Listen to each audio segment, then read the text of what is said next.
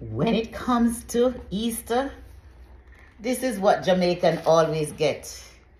You know you have to have a Easter bun. Yes, Jamaicans love Easter bun. And guess what else they love? Them love it with the cheese. Yes. So for Easter, this is what. When you go to a Jamaican home, you'll see this on Easter time. Even though they don't celebrate Easter, a bun and cheese will always be on the table. So for those who gonna eat up the cheese and eat up the bun, I know you're gonna have a feast. But for me, you see, because me broad already, I am not partaking. For me, I'm not a bun lover. Nope. And I'm trying to eat healthy. So, what I'll do, I'll get a smaller bun. Yes, look at the spice them in it. And I'll get a smaller cheese.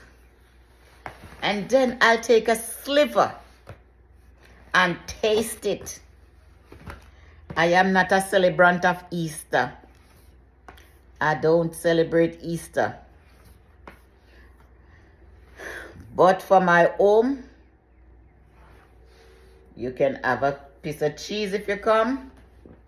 And you sure do can have a little bun.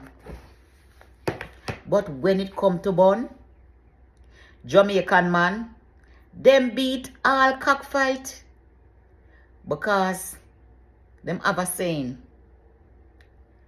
one man with more than one woman, them love gibbon.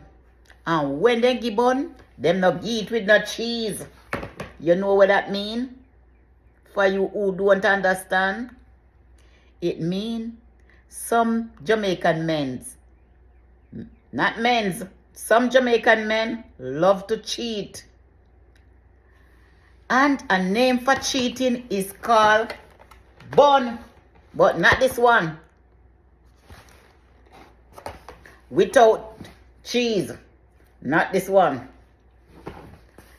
So, I'm not here supporting cheating, but that's a term that they use in Jamaica describing men who cheat. Them a bun.